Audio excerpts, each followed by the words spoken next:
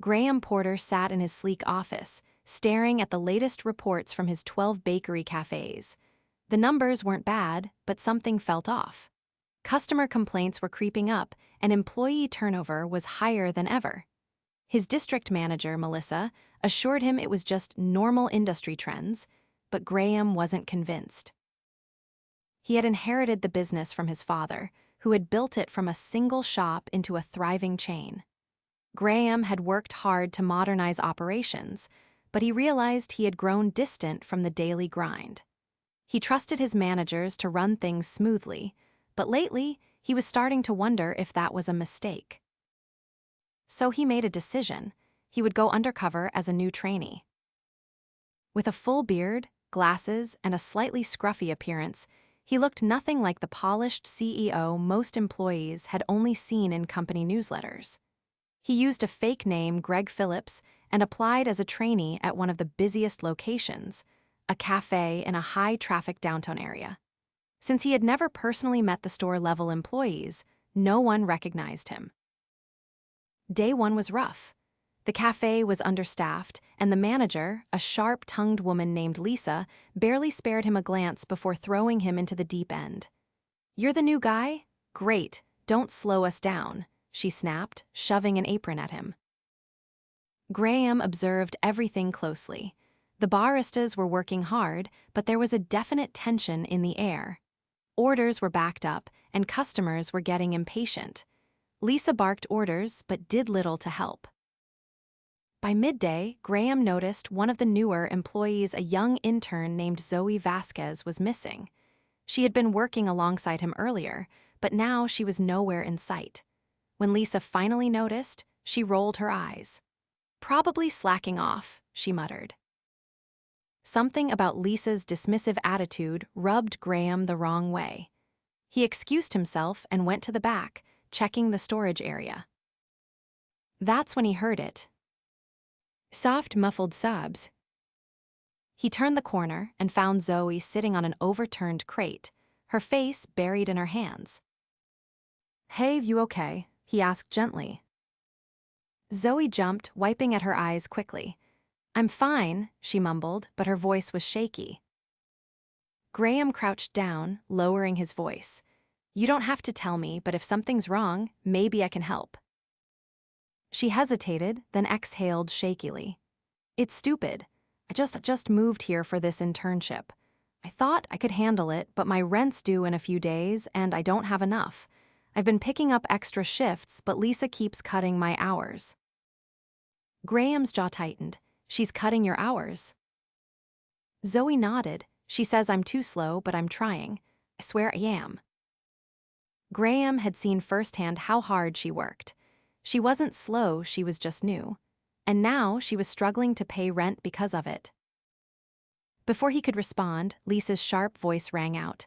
"Zoe, where the hell are you?" Zoe flinched. Graham stood up, his expression unreadable. "Come on," he said. "Let's get back out there." But inside, his blood was boiling. He wasn't just here to observe anymore. He was going to fix this. Graham followed Zoe back onto the floor, his eyes subtly tracking Lisa as she resumed her post near the registers. She wasn't doing much, just standing there, arms crossed, watching the chaos unfold as if it were beneath her to step in. The cafe was still packed, the line stretching nearly to the door, and the tension among the staff was palpable. Graham had worked in his father's original bakery as a teenager, so he knew the rhythm of a well-run cafe. This wasn't it. Orders were piling up, and the baristas were moving with frantic energy, trying to keep up. He jumped in where he could, helping Zoe prepare drinks, noticing how her hands trembled slightly as she worked. She was clearly rattled, but she pushed through, forcing a polite tone with customers. Lisa, on the other hand, barely acknowledged anyone except to bark orders. When a customer at the counter politely asked for a replacement drink, his latte had been made with whole milk instead of oat milk, Lisa scoffed. "Next time, be clearer when you order," she said, rolling her eyes as she remade it with exaggerated movements. Graham saw the customer's face tighten in frustration, but he simply took the drink and walked away. That was it. Graham stepped back and took a deep breath, forcing himself to remain composed. He wasn't going to blow his cover yet, not until he had seen everything. A few minutes later, he caught a conversation between two employees at the espresso machine. "I swear, if Lisa takes another one of my tips, I'm walking out," one of them muttered. "She's been doing that to everyone," the other replied in a hushed tone. "Says it's for breakage fees, but I've never once broken anything." Graham's stomach clenched. Skimming tips, that was theft. He kept his head down and continued working, but he was making mental notes of every issue. An hour later, Lisa finally decided to check in on him. "You," she said, pointing at Graham, "you're too slow on the register. Either you pick up the pace or I cut your shifts." He met her gaze, keeping his expression neutral. "I wasn't trained on the register yet." Lisa scoffed. "Not my problem, figure it out." With that, she walked off. Graham clenched his jaw, but he forced himself to remain in control.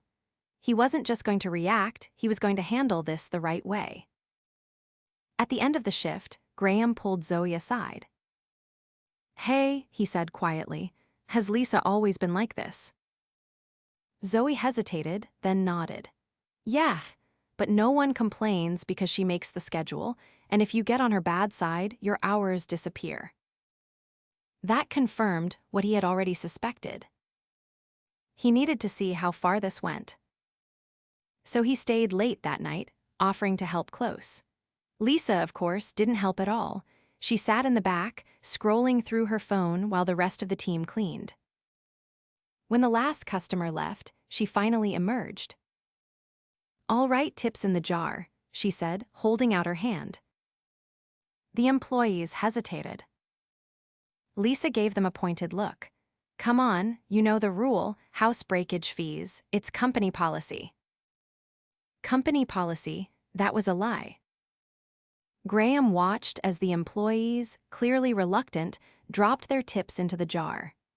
Lisa took it, counted through the cash, then stuffed a portion into her pocket before disappearing back into the office. That was it. His cover was coming off. Graham turned to the employees. "How long has she been doing this?" They all exchanged nervous glances. One of them, a barista named Jake, finally spoke. "A while. She says it's for damages, but none of us believe her. He shrugged.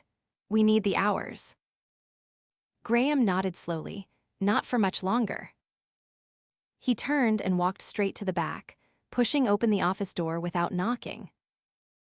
Lisa looked up from her phone, startled. "Excuse me, you can't just barge in here." Graham shut the door behind him and crossed his arms. "Actually, I can."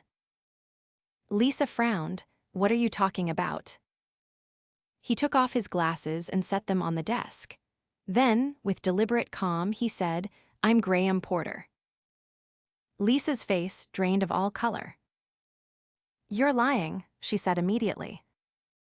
He reached into his pocket, pulled out his actual ID, and placed it on her desk. Lisa stared at it, her breath hitching. "I own this company," he continued, "and have been here all week, watching how you run this cafe." Lisa's mouth opened, then closed. Graham leaned forward slightly.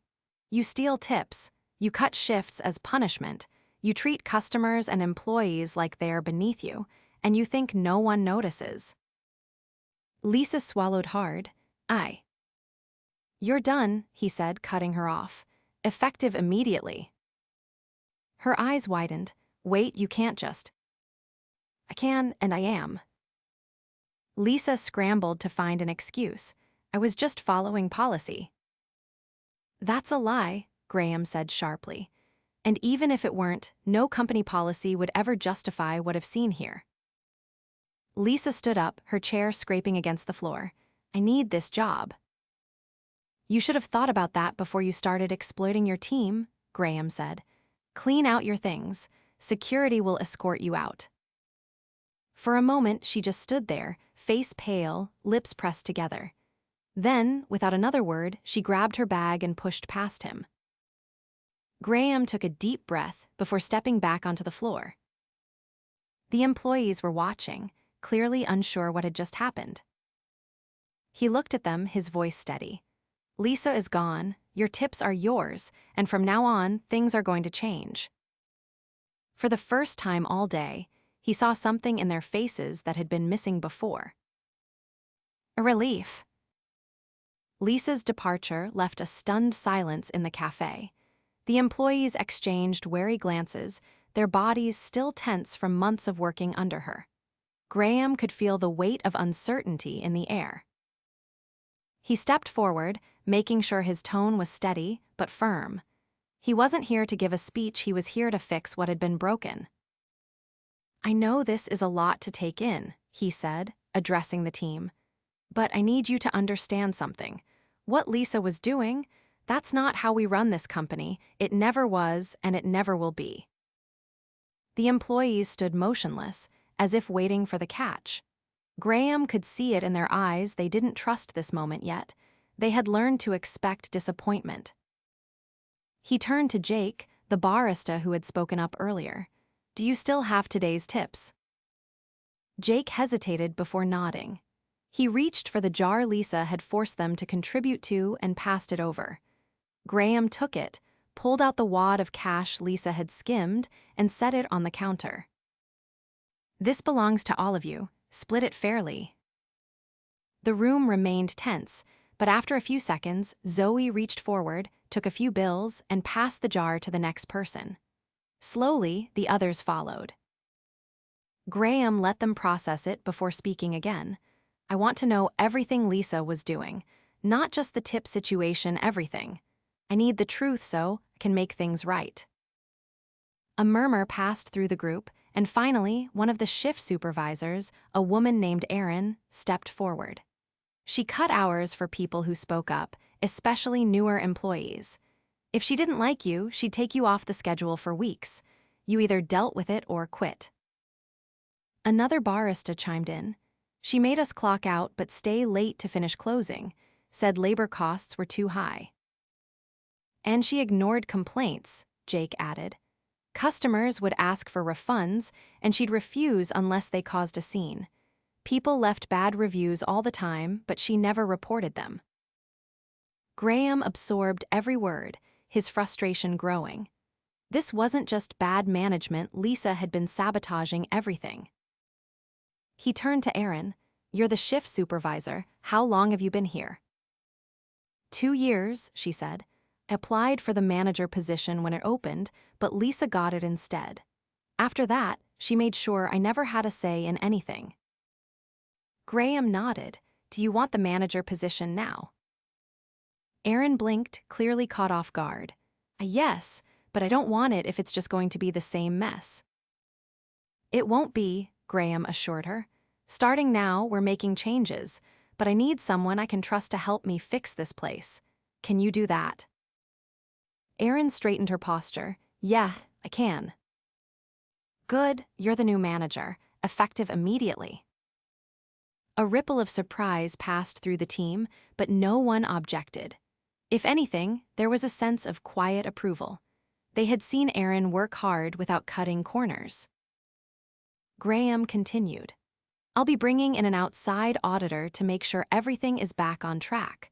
We're restructuring the scheduling process, and no one is losing hours for speaking up again.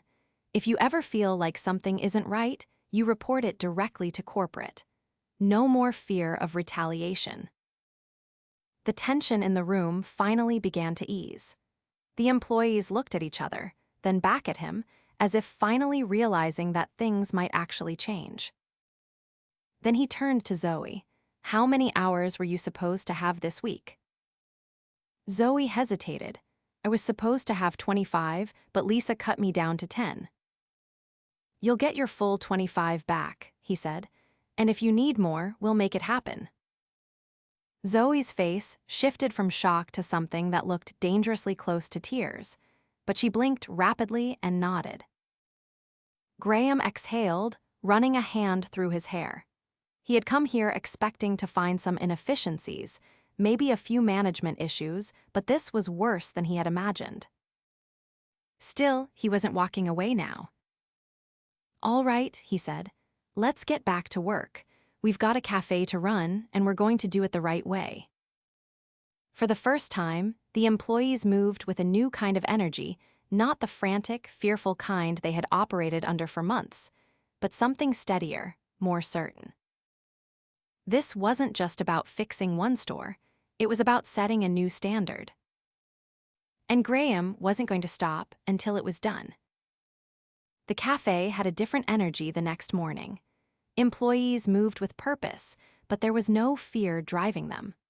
Graham arrived early, blending into the opening crew as they prepared for the morning rush. Aaron, now officially the manager, was already adjusting the schedule to restore the hours Lisa had unfairly cut. Zoe was at the espresso machine, focused but calmer than she had been the day before. She still seemed a little wary, as if waiting for the other shoe to drop, but Graham could tell she was trying to believe that things had actually changed. Customers started trickling in, then flooding the space as the morning rush hit. Graham worked alongside the team, handling orders, wiping down counters, and keeping an eye on the flow of operations. He could already see the differences. The employees communicated better, no longer second-guessing themselves out of fear of being reprimanded. Aaron stepped in when things got hectic, helping at the register instead of standing back. Even the customers seemed to notice something had shifted. There were fewer frustrated glances, fewer tense exchanges. Midway through the rush, Graham stepped aside to take a call from corporate. He had arranged for an auditor to visit each location over the next few weeks, ensuring that no other stores were dealing with hidden issues like this one had been. His gut told him Lisa hadn't been the only problem in the company. If one manager had been abusing their power, there was a chance others were doing the same. When he returned to the floor, he noticed Zoe standing at the counter, speaking to a man in his late 40s. The man was tapping his fingers impatiently, his expression tight. Graham caught a few words of the conversation. It seemed he was upset about a mistake on his order. Zoe remained composed, apologizing professionally and offering to remake the drink. But the man wasn't satisfied. He leaned in slightly, his voice lowering to something sharper. Graham moved closer, watching the interaction carefully. Zoe kept her tone steady, but there was a flicker of unease in her eyes. She had dealt with difficult customers before, but this one wasn't just frustrated, he was trying to intimidate her. Before Graham could step in, Erin appeared beside Zoe, her presence firm but calm. She took over the conversation, diffusing the situation with practiced ease. The customer, seeing he wasn't getting the reaction he wanted, took his new drink and left. Zoe exhaled, her hands adjusting the edge of her apron. Erin gave her a reassuring nod before returning to her tasks. Graham approached quietly. Zoe had handled that well, but he could tell it had shaken her. She glanced at him, then gave a small shrug. Some people just need to feel like they're in control. He nodded, understanding the weight behind her words. You handled it professionally. She hesitated, then spoke carefully. With Lisa, that would have gone differently. She would have blamed me for the mistake, even if it wasn't mine. Graham didn't need to ask if that had happened before. He could see in her expression that it had. That was exactly why things had to change, not just here, but across every cafe in the company. By the time the morning rush slowed, the team had settled into a rhythm. Graham took a moment to step back and observe. The cafe was running smoother than it had the day before, and the shift in morale was already visible. It would take time for trust to fully rebuild, but they were on the right path. Later that afternoon, he gathered the team for a brief meeting. Everyone stopped what they were doing, crowding near the counter. He looked at them, making sure to meet their eyes. The way this cafe was being run before wasn't acceptable. I should have caught it sooner, and I take responsibility for that. But from now on, things will be different." The employees listened intently, their expressions ranging from cautious hope to quiet determination. "I want to make sure this job is something you can rely on," he continued. "That means fair scheduling, no fear of retaliation, and making sure you're treated with the respect you deserve." He turned to Aaron. "You're in charge here now, and trust you to lead the way the right way." Aaron gave a firm nod, understanding the weight of what he was asking. Then he looked at Zoe. "You've worked hard despite everything that was stacked against you. That doesn't go unnoticed." Zoe blinked, caught off guard. "I know you took this internship while juggling everything else," he said. "If you're interested, I want to offer you a permanent position here with guaranteed hours."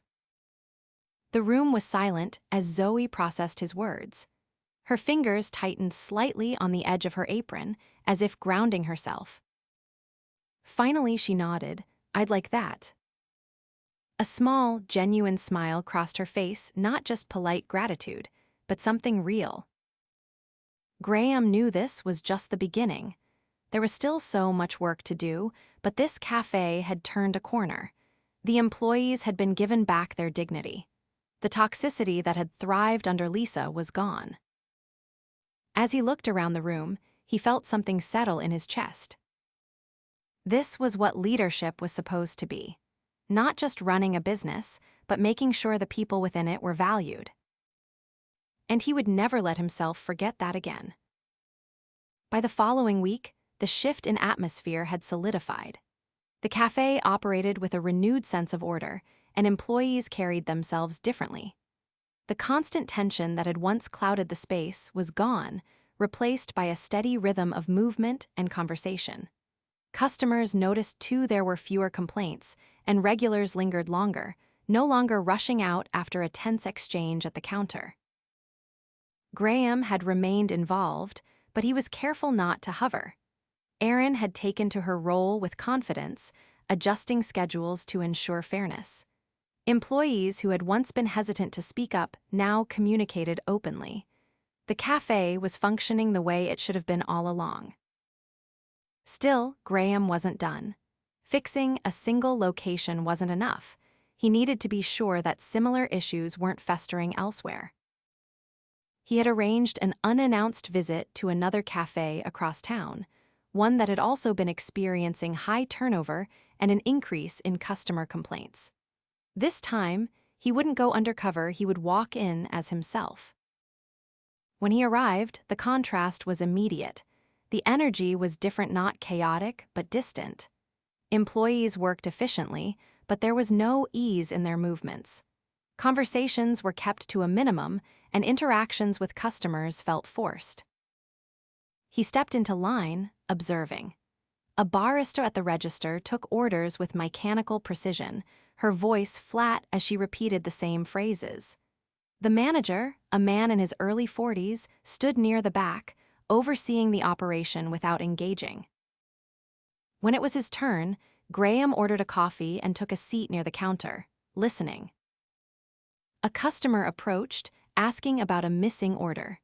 The barista hesitated, glancing toward the manager before responding. "It should be out soon," she said quickly, though her eyes flickered with uncertainty. The customer frowned. "I've been waiting for 15 minutes. The manager finally stepped in, his tone brisk. "We're short-staffed today. You'll get it when it's ready." The customer's expression tightened, but they didn't argue. Instead, they stepped aside, visibly frustrated. Graham watched as employees exchanged quick glances, as if silently acknowledging the interaction, but knowing better than to comment on it. When his coffee was ready, he walked to the counter and addressed the manager directly. "I'm Graham Porter," he said, keeping his tone neutral.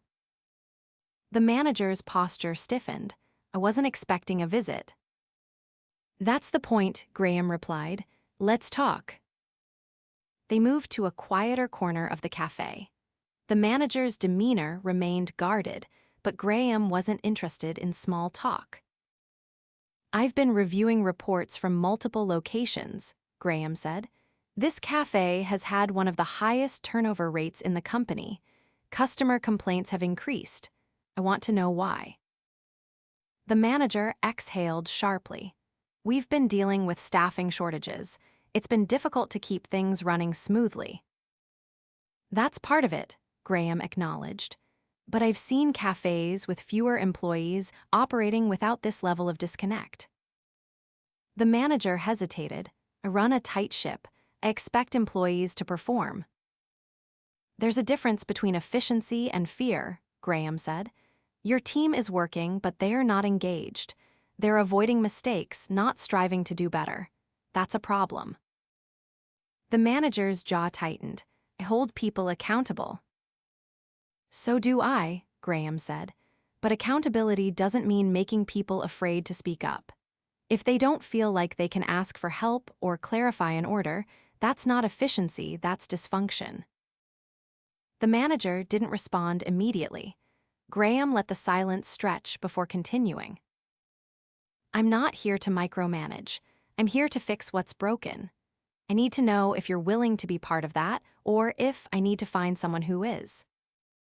The manager's expression flickered with something Graham couldn't quite place. Defensiveness, frustration, maybe even recognition. Finally, he exhaled. What do you want me to do? Start by listening to your employees, Graham said. Not just when there's a mistake every day.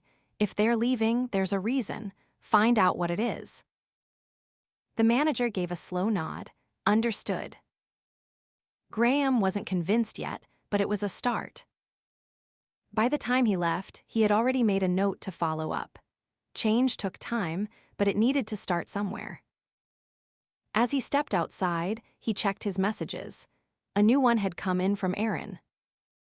Zoe asked about management training, it read. She's interested in growing with the company. Graham smiled slightly. That was the kind of progress he had hoped for. It wasn't just about fixing what was wrong. It was about making something better, and that was exactly what he intended to do.